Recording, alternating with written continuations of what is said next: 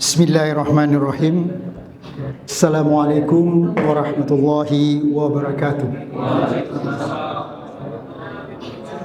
Alhamdulillahirabbil alamin wa bihi nasta'in ala umuri dunya waddin. Wassalatu wassalamu ala sayyidil mursalin sayyidina Muhammadin wa ala alihi wa sahbihi ajmain. Amma ba'd. Allahumma rabbisrahli sadri wa yassirli amri wahlul 'uqdatam min lisani yafqahu qawli. Yang sama-sama kita muliakan Bapak Wakil Ketua Pengadilan Tinggi Agama Palembang, rekan-rekan Hakim Tinggi Pengadilan Tinggi Agama Palembang yang saya muliakan, Bapak Panitra Sekretaris Pengadilan Tinggi Agama Palembang yang saya hormati, para pejabat struktural fungsional, umumnya para jamaah Salat Asar Musalla Al-Mizan Pengadilan Tinggi Agama Palembang yang saya muliakan dan saya banggakan. Alhamdulillah pada sore hari ini kita masih diberi kesempatan oleh Allah, diberi kesehatan lahir dan batin, sehingga sampai detik ini kita masih diberi kesempatan untuk hadir bersama-sama di dalam musalla ini dalam rangka melaksanakan kegiatan rutin kita, yaitu pembinaan mental. Ini juga merupakan bagian dari upaya kita untuk mendapatkan predikat WBK. Alhamdulillah pada kesempatan ini kita semua hadir di sini dalam keadaan sehat tanpa kurang suatu apapun. Salawat dan salam atas junjungan kita Nabi besar Muhammad SAW beserta sahabat dan ahli kerabatnya sekalian. Moga-moga kita sebagai umat Islam, khususnya kita yang hadir di ruangan ini, insya Allah akan mendapatkan syafaat dari Nabiullah Muhammad SAW di hari kemudian nanti. Amin ya rabbal alamin. Bapak Ibu sekalian yang saya hormati, pada minggu yang lalu penyampaiannya itu kemarin tentang ciri-ciri atau tanda-tanda hari kiamat. Terus terang penyampaian itu luar biasa sekali. Tapi saya pikir ada baiknya karena di ujungnya, di closing statementnya menyatakan bahwa ini adalah peringatan bagi kita. Peringatan bagi kita untuk mempersiapkan diri kita untuk menghadapi yang namanya kiamat. Karena kiamat itu adalah suatu keniscayaan, suatu kepastian yang tidak bisa tidak. Mau tidak mau, suka atau tidak suka, kiamat itu akan datang kepada kita. Maka satu-satunya cara bagi kita adalah dengan mempersiapkan diri kita.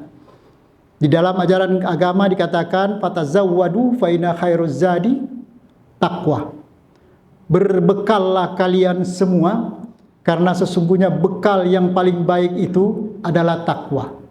Takwa menjalankan semua perintah Allah dan menjauhi segala larangannya. Itu yang dinamakan takwa.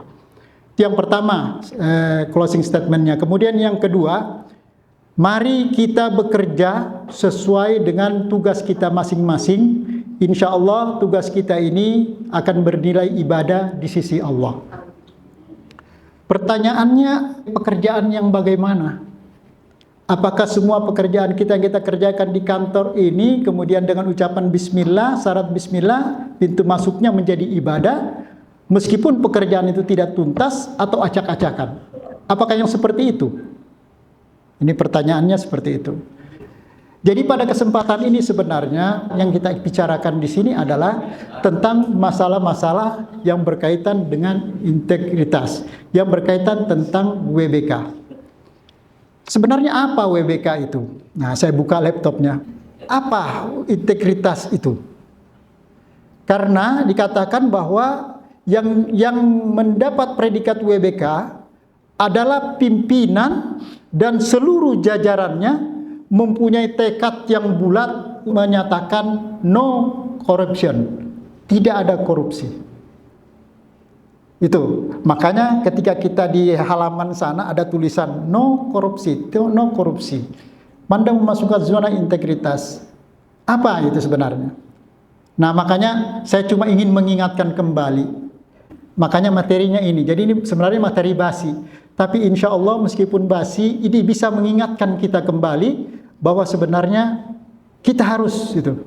Apakah ada relevansinya antara apa yang dikatakan oleh penceramah yang lalu tentang pekerjaan yang menilai ibadah itu dengan integritas dan pembangunan zona integritas? Ada nggak relevansinya? Ada nggak hubungannya?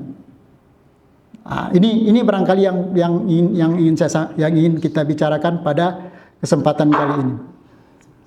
Apa yang dimaksud dengan integritas? Kita kadang-kadang gampang mengucapkan integritas orang tidak punya integriti, seumpama. Atau orang mengatakan bahwa orang itu mempunyai integritas yang bagus, yang kuat. Tapi sebenarnya apa integritas itu? Maka kalau kita menanyakan tentang definisi apakah itu, maka kita akan kembali kepada kamus. Ada dalam Kamus Besar Bahasa Indonesia mengatakan bahwa integritas itu adalah mutu, sifat, atau keadaan yang menunjukkan kesatuan yang utuh sehingga memiliki potensi dan kemampuan yang memancarkan kewibawaan dan kejujuran. Poin pentingnya pertama adalah kita semua punya potensi. Anda, saya, semua orang mempunyai potensi untuk memiliki integritas. Tinggal bagaimana integritas itu kita pelihara, kita jaga, kemudian kita kembangkan. Dari kemampuan kita tadi, potensi itu yang sudah kita kembangkan dan kita jaga itu akan memancarkan kewibawaan pada diri kita dan kejujuran. Apa jujur itu? Jujur itu konsistensi antara apa yang diucapkan dengan perbuatannya. Lain di mulut, lain di hati. Tapi jujur itu mengatakan apa yang hatinya katakan. Apa yang dia ingin katakan itu dia katakan. Itu jujur. Dan itu potensi kita ada. Nah, jadi seperti itulah yang dimaksud dengan integritas yang disebutkan di dalam Kamus Besar Bahasa Indonesia. Kemudian apa saja contoh-contohnya? Ini contoh-contohnya juga tidak lepas. Yang pertama tadi adalah jujur. Jujur itu adalah konsistensi antara yang diucapkan dengan yang dipikirkan. Tidak lain di hati, lain di mulut, ya kan? Atau sebaliknya. Gitu. Jadi dia mengatakan A, padahal sebenarnya B, mau nipu, penipu gitu. Dia mengatakan ini sudah benar, ini proyek ini sudah benar. Tapi sebenarnya di hatinya, pikirannya dia tahu, ini kalau ini lolos, dapat saya bagian. Itu namanya tidak jujur. Maka integritas itu yang pertama adalah jujur. Kemudian yang kedua adalah disiplin. Disiplin adalah sikap mental untuk melakukan hal yang seharusnya kita lakukan pada saat yang tepat dan benar-benar menghargai waktu. Jadi integritas itu disiplin. Kemudian tanggung jawab. Tanggung jawab itu adalah keberanian mengakui kesalahan. Kalau Anda melakukan pekerjaan, diberi tugas, kemudian salah, akui bahwa itu salah. Kemudian siap untuk melakukan perubahan. Tanggung jawab ini juga bagian dari amanah. Sesuai dengan sumpah, tidak ingkar janji. Jadi ketika dia diberi tugas, saya siap melaksanakan Pak. Anda, siap nggak melaksanakan? Siap Pak, laksanakan. Maka dia harus melaksanakan itu dengan sungguh-sungguh. Karena dia bertanggung jawab. Kemudian kerja keras. Orang yang punya integritas itu, dia orang yang bekerja keras. Jadi dia bekerja keras, apa yang ditugaskan dia kerjakan dengan sungguh-sungguh dan tuntas. Kemudian sederhana. Jadi dia hidup secara wajar. Orang berintegritas itu hidup secara wajar. Tidak terlalu berlebihan. Karena kalau hidup bermewah-mewahan berkelebihan itu membuka peluang untuk melakukan korupsi. Ya kan? Kalau seumpama hidup kita, istri kita, keluarga kita seumpama hidup bermewah-mewahan, liburan ke Bali, liburan ke Hong Kong dan sebagainya. Akhirnya penghasilan suami kurang. Akhirnya cari di mana untuk memenuhi kebutuhan itu? Akhirnya korupsi. Nah, makanya orang yang berintegritas itu mempunyai kehidupan yang sederhana. Kemudian yang adalah berani. Berani adalah tidak takut menghadapi bahaya atau kesulitan. Nah, jadi kalau seumpama diberi tugas, belum apa-apa, aduh saya tidak mampu, aduh saya takut. Tidak, berani, hantam dulu, sikat, urusan belakangan. Jadi berani itu adalah berani karena benar, bukan karena yang salah. Kemudian dia mandiri, ya, melihat kondisi sekitar dan orang lain. Kemudian yang kesembilan itu adil. Nah sekarang dari ciri-ciri orang berintegritas ini, ada 9 cara ini. Kira-kira ini apa? Kira-kira ini tadi ya, jujur, disiplin, tanggung jawab, kerja keras, sederhana, berani, mandiri, peduli, adil. Itu ada nggak dalam agama Islam? Ada semua. Tentang amanah, ada tentang amanah. Kata Rasulullah, ayatul munafik salasah. Idza haddasa kadzdzaba. Berarti tadi kejujuran. Ya kan? Masuk di situ. Wa idza tu'mina khana, apabila diberi amanat dia berkhianat. Masuk nggak di situ dia amanat? Ya kan? Diberi tugas, diberi apa? Menyelipkan, umpamanya disuruh beli harga sekian, dia naikkan, dia markup. Itu ada dalam agama bahwa termasuk orang-orang munafik itu diantaranya adalah apabila dia diberi amanat, dia berkhianat. Diberi tanggung jawab, dia berkhianat. Kemudian yang berikutnya, apabila berjanji, dia mengingkari janjinya. Tanggung jawab ada juga, kerja keras ada. Tentang disiplin ada. Dalam sholat kita sudah ditentukan oleh Allah. Ada waktunya. Tidak bisa kita sholat di luar waktu itu. Harus disiplin waktunya. Tidak bisa sholat asar itu di pagi hari. Tidak bisa. Harus disiplin. Ada ajaran agama tentang kedisiplinan. Begitu juga dengan tanggung jawab. Kita sebagai keluarga, tanggung jawab terhadap anak, istri, dan sebagainya. Itu juga ada diatur dalam agama kita. Artinya, apa yang disampaikan penceramah yang kemarin itu, kalau seumpama kita ini menegakkan, menjalankan, melaksanakan apa yang diharapkan oleh Pak Ketua ini, maka 2 poin yang akan kita dapat. Pertama, kita bisa nikmati di dunia ini kalau kita berhasil menegakkan atau mendapatkan predikat zona integritas, mendapatkan predikat WBK, maka akan dibalas oleh negara dengan memberikan reward. Banyak itu. Banyak itu rewardnya itu. Itu di dunia. Ketika Anda melakukan zona integritas itu dengan baik dan benar, maka di akhirat pun Anda akan mendapat pahala. Jadi tidak ada alasan bagi kita, bagi umat Islam ini untuk tidak menegakkan zona integritas itu.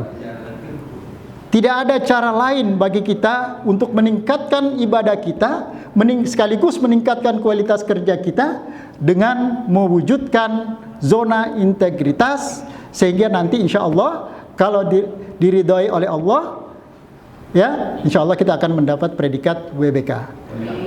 Saya menyampaikan kepada kawan-kawan di Jakarta Barat, saya sampaikan, pokoknya yang fokus di otak kita, di pikiran kita adalah sumbangkan pikiran, tenaga, waktu Anda untuk pekerjaan kita, untuk instansi kita yang terbaik.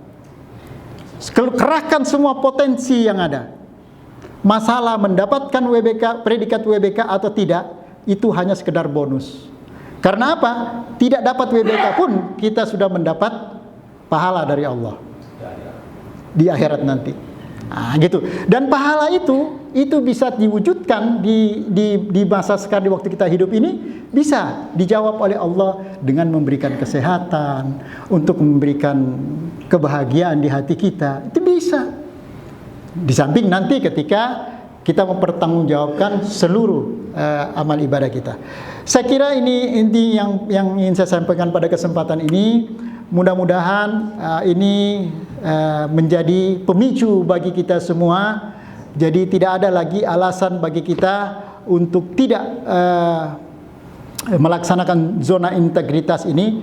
Baik, saya kira demikian yang ingin saya sampaikan pada kesempatan ini.